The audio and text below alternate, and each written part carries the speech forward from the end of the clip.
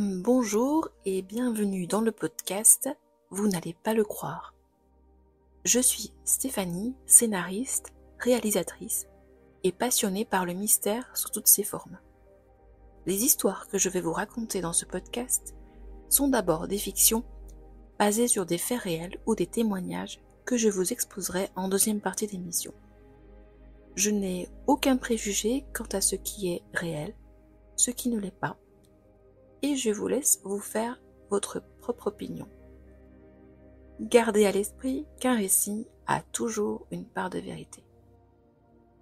Vous me retrouverez également sur ma chaîne YouTube, Stéphanie se fait des films, pour mes prochaines réalisations, dont un court-métrage intitulé Le chemin des innocents, un documentaire, ainsi que des anecdotes de production et de tournage.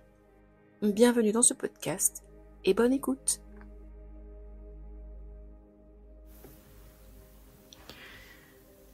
Arnie avait jeté un regard vers son ami Joe, l'air de dire « Mec, ça y est, je jette l'éponge ». Le garage ressemblait à un terrain de bataille. Son bleu de travail avait disparu sous la graisse, et lui aussi commençait à se dissoudre dans sa sueur. 10 heures qu'il travaillait sur cette Porsche, et ce dingue de Joe n'avait même pas l'air fatigué.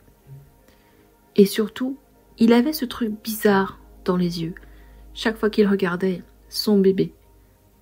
Arnie aimait beaucoup la mécanique lui aussi, et les belles voitures. Bien sûr que ce satané bolide que Joe venait tout juste d'acquérir avait des arguments, mais Arnie n'en était pas à ce point-là de béatitude. « Joe, ça y est, j'en ai ma claque, je me rentre.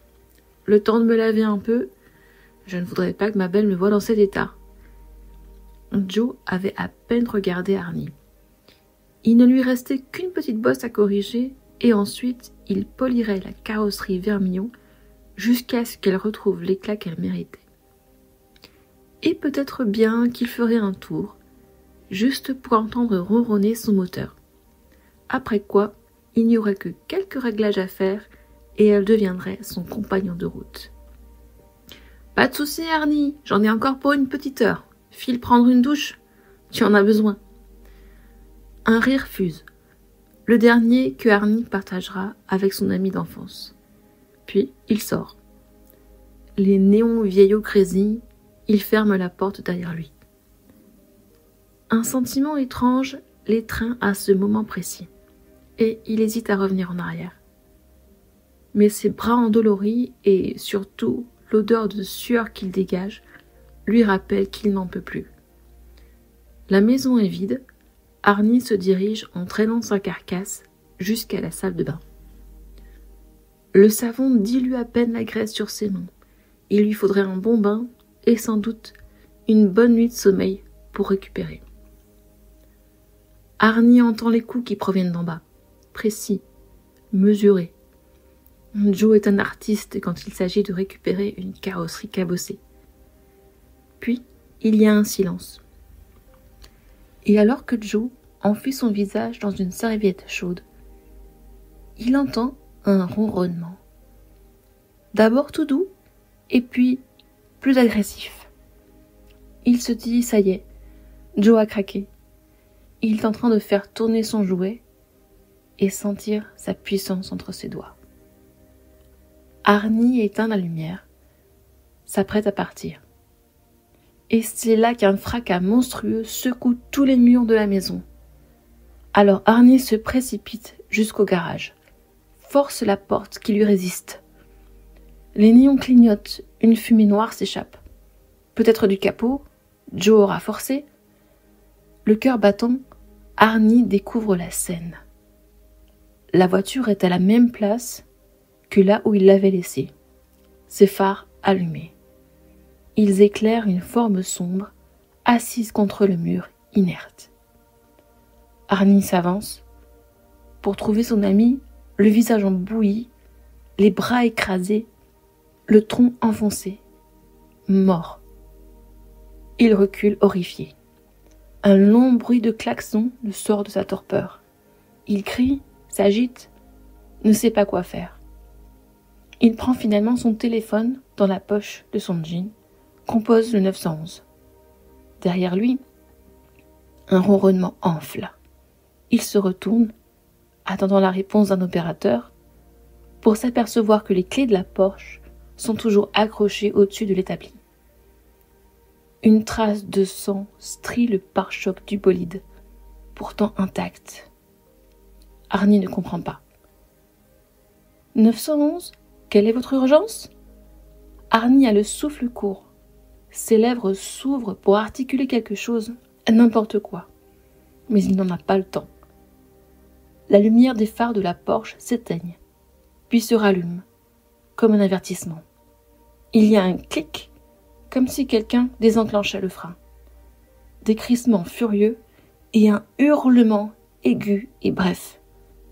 Arnie est propulsé contre le mur à son tour, se débat, mais la voiture accélère et l'écrase toujours un peu plus, presse ses organes qui éclatent comme un kaki trop mûr. Un dernier tour de roue. Et c'est le noir.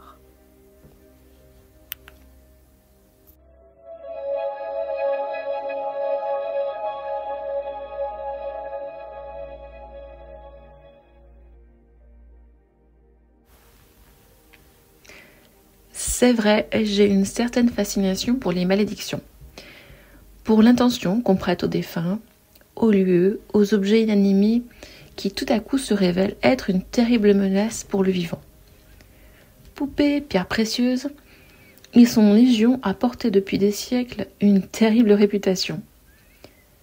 J'avais déjà abordé le sujet dans un précédent épisode avec la tombe de Toutankhamon et la série funeste qui a suivi sa découverte. Cette question me hante. À quel moment les coïncidences cessent-elles d'être des coïncidences ? Et à quel moment accepte-t-on que quelque chose d'autre se mêle à la partie ? De mystique, d'étrange, de surnaturel. Aujourd'hui, je vais vous parler d'un objet maudit qui a sa place au panthéon des malédictions. Et il s'agit, comme vous l'aurez deviné, d'une voiture.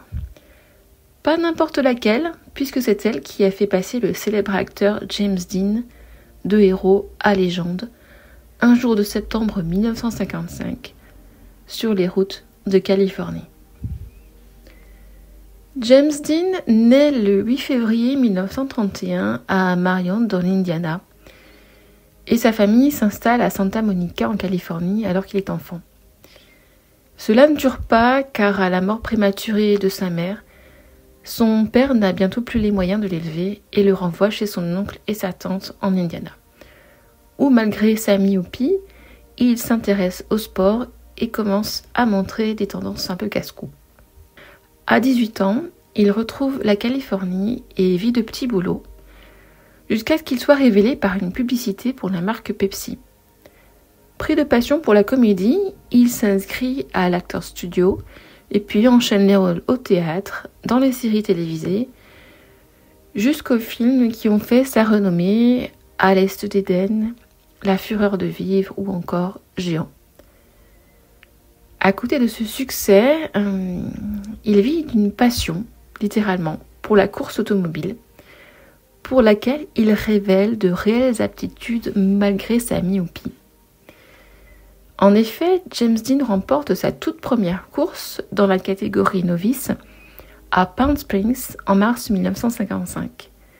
Il conduit alors une Porsche 356 Super Speedster avec laquelle il finira deuxième le lendemain dans la course principale. 5 semaines plus tard, il finit troisième au classement général et premier de sa classe à Bakersfield. Fin mai 1955, il participe à une course à Santa Barbara qu'il ne pourra pas finir à cause d'ennuis mécaniques. Juste après, commence le tournage de son dernier film qui sera un énorme succès, Géant. Les producteurs de la Warner Bros. Lui interdisent par contrat de courir pendant toute la production du film. Et c'est donc seulement à la fin du tournage que James peut à nouveau se consacrer à sa passion.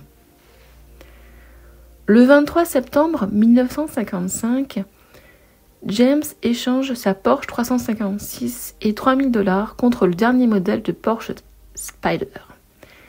Il l'a fait personnaliser et inscrire sur sa carrosserie le nombre 130 et aussi un surnom, juste en dessous du sigle Porsche, sur le capot moteur, Little Bastard, qui sera le surnom de la voiture.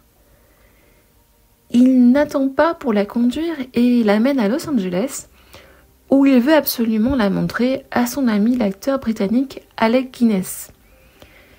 Étrangement, ce dernier le met en garde. Il trouve la voiture sinistre, épuisée, affamée. Ce sont ses propres mots. Et c'est même quelque chose qu'il écrira dans son journal personnel. Il va supplier son ami James Dean de ne pas la conduire. « Si tu montes dedans, lui dit Alec Guinness, tu seras mort la semaine prochaine à la même heure. » Glaçant, n'est-ce pas? Ça vous aura peut-être fait réfléchir. Pourtant, James ne prend pas l'avertissement au sérieux. Il y rafle même la carrosserie de sa 550 en la conduisant sur Mulholland Drive. Une semaine plus tard, il prend la route avec Little Bastard et un passager, Rolf Wütherich, ancien pilote de la Luftwaffe et mécanicien spécialiste de la marque Porsche, en direction de Salinas, en Californie, où se déroule la prochaine compétition.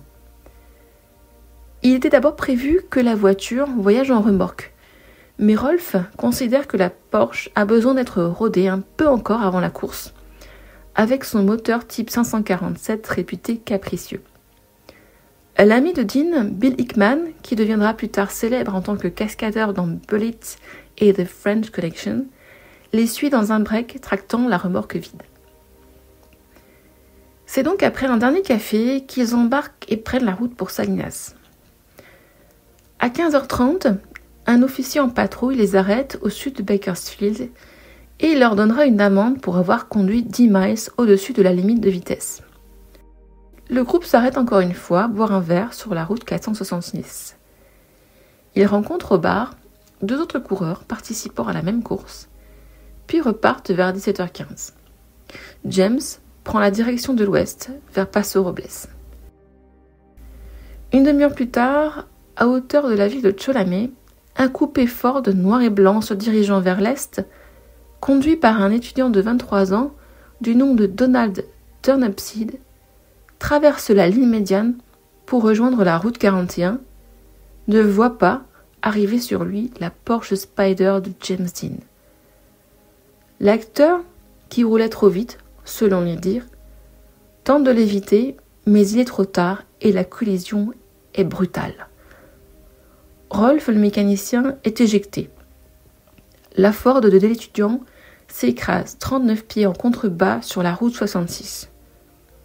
James est resté dans la Porsche, pulvérisé par le choc. Quand les équipes de secours arrivent sur les lieux, ils extirpent James Dean agonisant de la carcasse. Il est mis dans l'ambulance avec Rolf, grièvement blessé, et ils sont conduits à l'hôpital le plus proche, à 30 miles de là.